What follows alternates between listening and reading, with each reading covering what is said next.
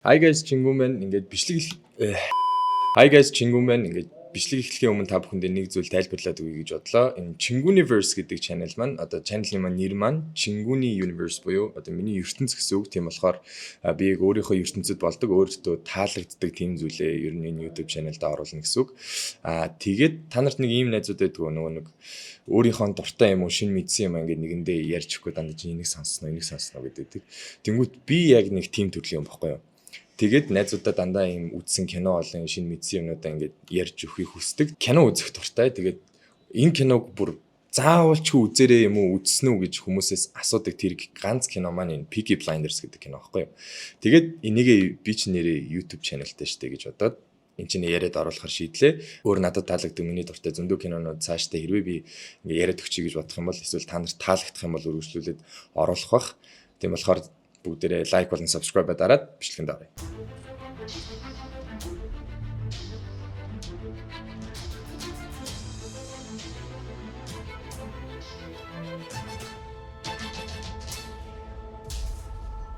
Кино маань 1919 онд Англи улсын Birmingham хотод өрнөж буй үйл явдал юм. Моринд үнэхээр хайртай энэ залуу бол бидний зөндөө edit болон badass moments дээр харж байсан алдарч жүжигчин Cillian Murphy-гийн тоглосон Thomas Shelby гэдэг дүр юм.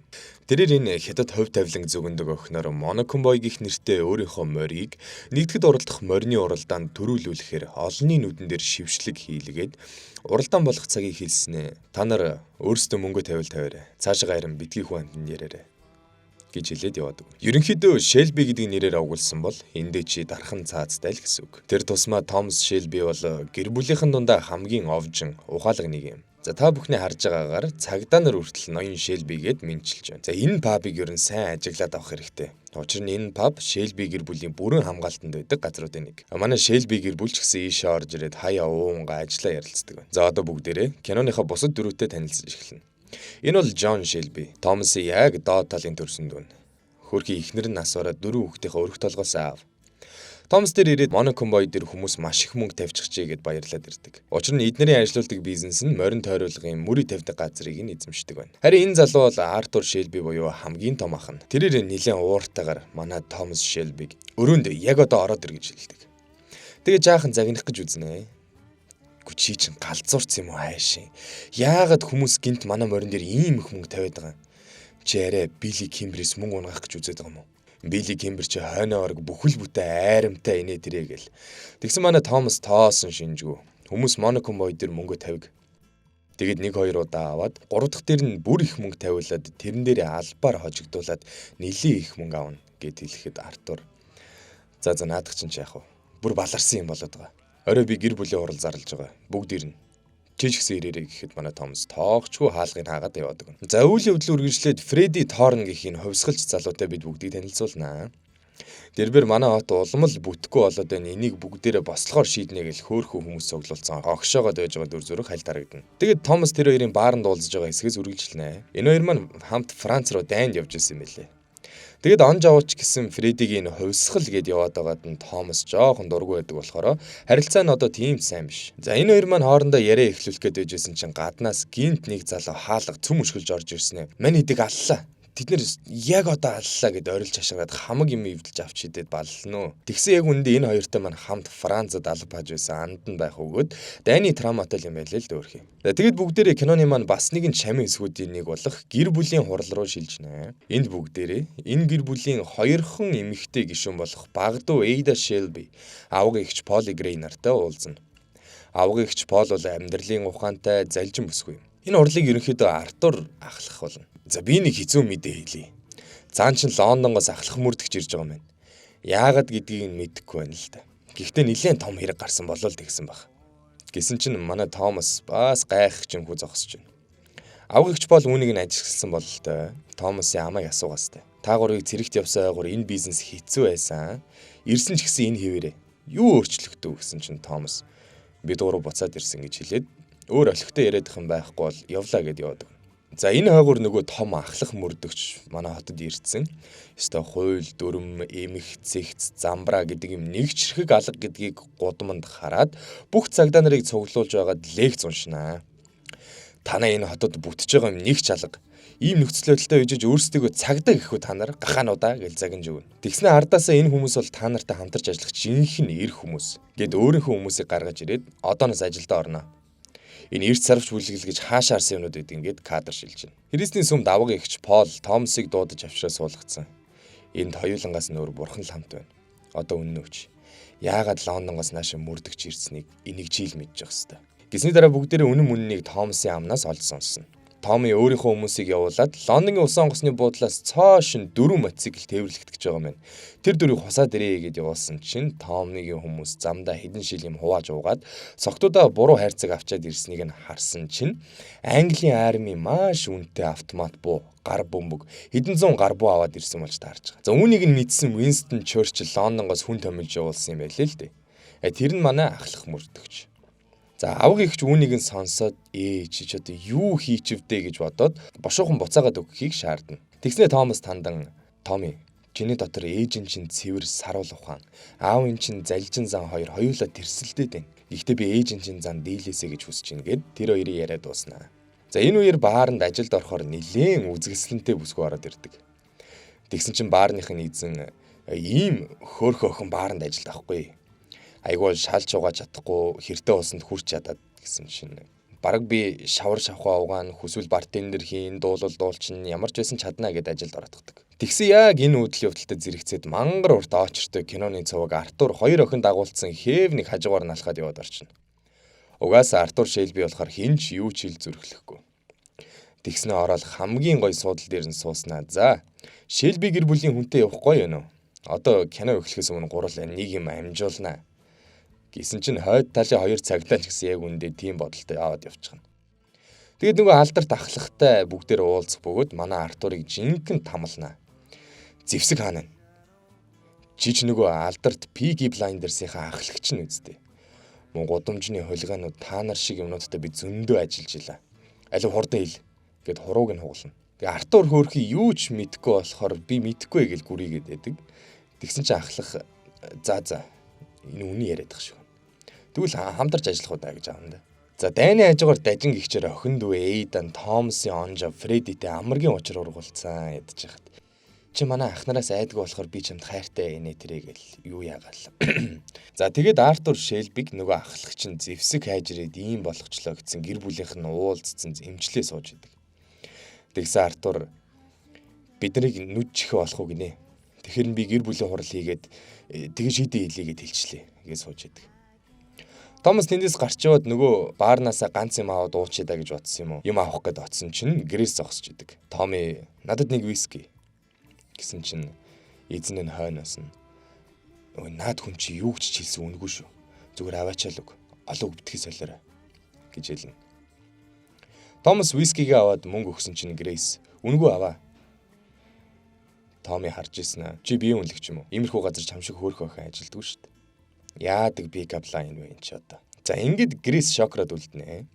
Орой болж Томас хүмүүсээрээ нөгөө зевсгүүдээ нуулах үйл ажиллагаа болно. Маргааш болж ахлах мөрдөгч нэг хүнтэй уулзах гээд уран зургийн газар хүлээж байсан чинь нөгөө баарны шинэ ажилтан Грейс ороод ирнэ үстэй. Яг үндэ Грейс зүгээр ч нэг ажилд орох гэж ирсэн охин биш. Ахлах мөрдөгчийн тавьсан тагнуул гэдгийг хэдүүлээ олж мэднэ. Грейс уулзнаа эрт сарвч бүлэглэлийн ахлагч нь яг үнэндээ том ах Артур Шэлби биш, Томас Шэлби гэдгийг нь ахлагчид хэлж өгнө. Энэ үйл явдалтай зэрэгцээд Томас, Джон, Артур хоёрыг дагуулад Johnny Dog гэдэг найз дээр ирж бүдэрс үзэгдэнэ. Тэр хоёр зоос шидэд сүл буувал Johnny Dog-с Томигийн машиныг авна. Хэрвээ тоо буувал Томас Johnny-гийн хамгийн үнэтэй морийг нь авна. Зоос газар унлаа. Johnny Dog-с инээж байгаа дүрс үзэгдэнэ. Артур, чи дахиад мөрийг тавьчихж байгаа юм уу? Оо, Томи чи яадаг тэнэг вэ? Ама тата Артур би ялчлаа. Гэтэл хажууд нь хар зогссон Лео охтнууд Артурыг шоолж инехэд Томас. Та нар муусан Лео охтнууд миний ахыг шоолж инегээд байна гэд хамгийн алдартай жинхэнэ эрт сарвчаараа будаа олгож өгнө.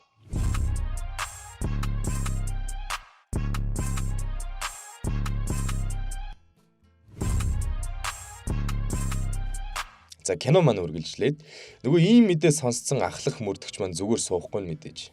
Тэрээр өөрийнхөө хайж байгаа зевсгээ олох гэд хотод баахан морьтой харуулуудаар айл болгоны хаалгыг тогшоод нэгжлэг хийдэг.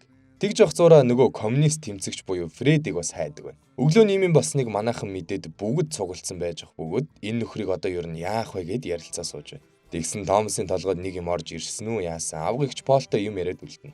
Авга эгч Пол харин чи нөгөө зэвсгүүдээ хаана нууснаа мөрдөгчд хэлчихэлтэй. Гэхдээ энэ вэрэ байгаад байвал хідүүлнийх нь гэр бүлийн бизнес норхон байна гэхийг нь сонсоод Томас арай болоогүй эгчээгээд гараад явна. Энэ хооронд Томсын хүмүүс болон Артур, Джон хоёр хотын иргэдийн хаалгыг нэг нэгээр нь тогшоод явж байгаа. Орин тэр хотод галтнаад маягийн болж байна. Харин Томас үүнтэй зэрэгцээд нэгэн том сонингийн сэтгүүлчийг дуудсан байх бөгөөд түүнд ингэж хэлнэ.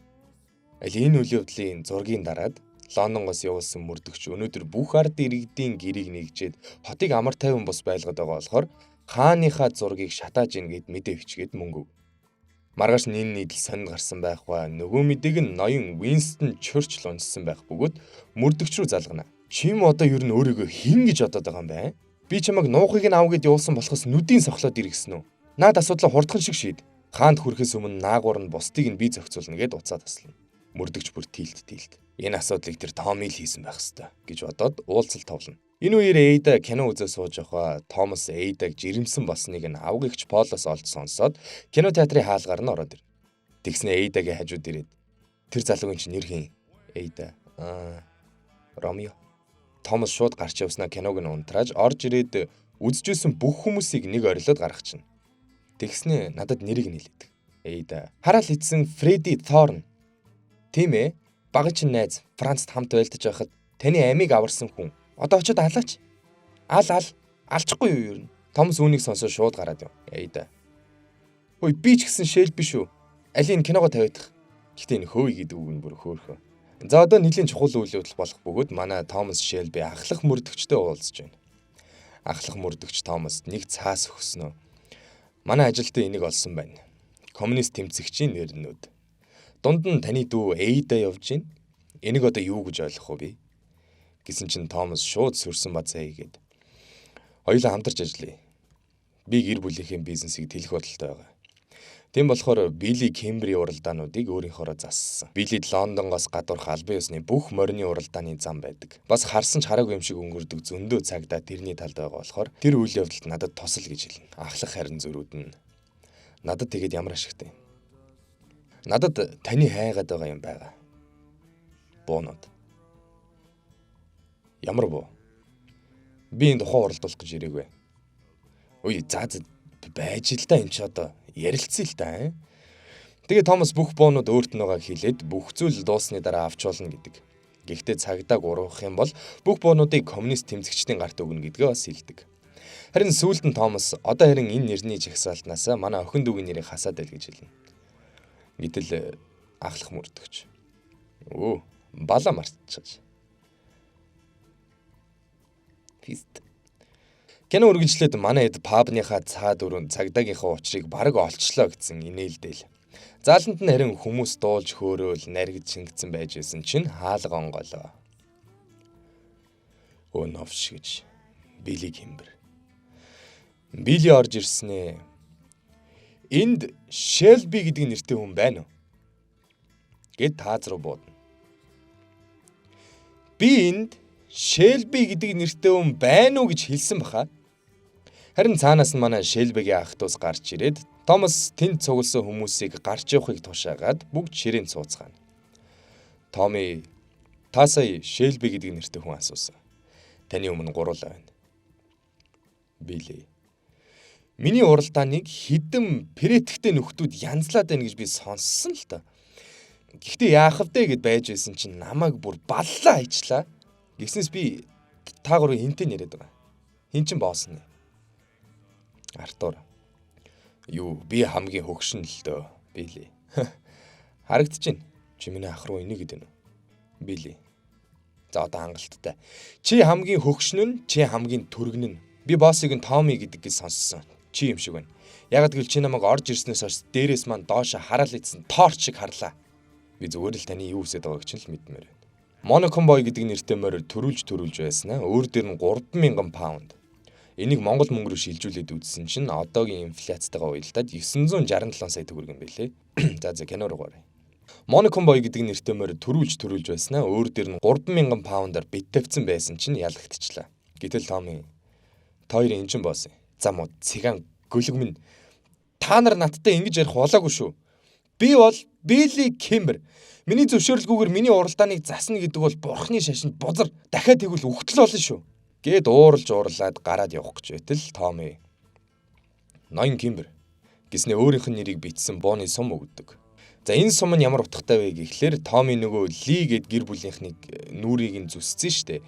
Тэнгүүтлээ гэр бүлээс нь Томмиг ална гэсэн сүрдүүлгээ ингэж суман дээр нэрийг нь бичиж өгд юм байлээ. За тэгснээ Томми та бас Ли гэр бүлтэй асуудалтай байгааг сонссон. Таны уралдаанаас мөнгө хулгайлаад байгаа нь зөвхөн бид биш бололтой. Тэм болохоор хамтраад Лиг устгах юм. Хуваагдвал мэдээж чадахгүй байх магадaltaй. Билли харин бодож зогсчихсноо зөвшөөрөө яав. Нэг зоос газар руу шийддэг. Томас түүний газраас аваад тантай хамтарч ажиллана гэдэг нэр төрийн хэрэг гэхэд Билли хүмүүс надтай хамтарч ажилдгүй юм. Хүмүүс миний төлөө ажилдгийг гэж хэлээд наад зоос чинь сая тааз руу бууцны чинь төлбөр шүү гэж хэлээд гараад яваад өгдөг. Тэгэд үргэлжлээд тагнуул Грейс болж буй үйл явдлыг ахлах мөрдөгчд илтгэж бүр дүр зураг гарах бөгөөд бид бүгдээрээ мөрдөгч ах Грейст маань сэтгэлтэй гэдгийг олж мэднэ. За үйл явц шилжээд бүгдээрээ Томмигийн зүү дээр аялах бөгөөд Томас Франц дайны үеэр түнэл ухдаг байсныг олж мэднэ. Тэнд болж буй үйл явдал нь өөрт нь траума суулгацсан юм л дээ. Тэгээд тэр нь өөрт нь бас хэцүү байдаг болохоор унтахынхаа өмнө хаяада мансууруулах бодис эргэлж унтдаг. За маргааш нь болж Томми Грейси гоё хувцсыг нь өмсгөөд хоёулаа гоё явж уралдаа үзьгээд аваад явна. Харин манай Томми Грейсийг жаахан шохорхоод байгаа шиг байна. За энэ хооронд Артур болон Джон хоёр өөрсдийнхөө хүмүүстэй ирсэн Ли үгүүдийг Билигийн мөнгийг нь хулгай хийж байгааг нь барьж аваад батин тавьж байна. Харин тэр хооронд Томмигийн гол зорилгын нэг болох Грейсийг Билли танилцуулаад Кимберт улам ойртох гэж хичээх юм. Харин Артур Лигийнхнаас дээрэмдсэн мөнгийг Томмид өгөөд яваад өгөх ба Томми ирж урд нь асахад энэ Лигийнхний сая танаас унгасан мөнгө. Хэрвээ надтай хамтарч ажиллавал би энэ мэт юмыг хөнгөхөн хийчихнэ гэд хэлдэг. Билли тэгсэн чинь за энэ одоохондоо яах вэ? Хоёулаа дагуулж усан бүсгүйгээс холиё гэхэд Томми яалтчгүй хилцээр түрхийн тулд зөвшөөрнө. Томми Грейс дээр ирээд чи одоо Кимбрих руу явна. Гэхдээ янз бүрийн юм болохоос өмнө би чамайг ороод авна гэхэд Грейс бас тагнуулаа хийж байгаа болохоор яах яраггүй зөвшөөрнө. Тэгэд Кимбер Грейсийг гэртээ дагуулад ирсэн нялуурч гаал нэг ивэ олчгоол байж ядсан байж байдаг. Томми харин Билигийн гэрийн гадаа ирсэн байх өгöd нөгөө Кимберийн бүсгүйг бүр хажуудаа угааг тоохчгүй. Грейс санаа зовцсон сууж агаад тэсгүй яваад орноо. Хүй. Ноён Кимбер. Би бас хэлэх үү яах уу гэж бодсны эцэст хэлсэн зүгээр юм байна. Наад охин чинь бэлгэн замын хадвар төвчөнтэй. Тийм болохоор дэмий явахаа гэсэн чинь Кимбер хөөхий. Томми таныг эвгүй байдалд оруулсан дуучлаарай. Би буцаагаад аваад явчих гэсэн чинь Кимбер. За хурдаа аваад нүднээс талд ор. Гэд ихний 3 анги маань өндөрлөвөө гэж. За season 1-ийн маань ихний 3 анги ингээд өндөрлөж байгаа. Үргэлжлүүлээ та бүхэн үзхийг хүсвэл комент хийчээрэй. Лайка дараарай, subscribe хийгээрэй. Баярлалаа. Jingle Universe.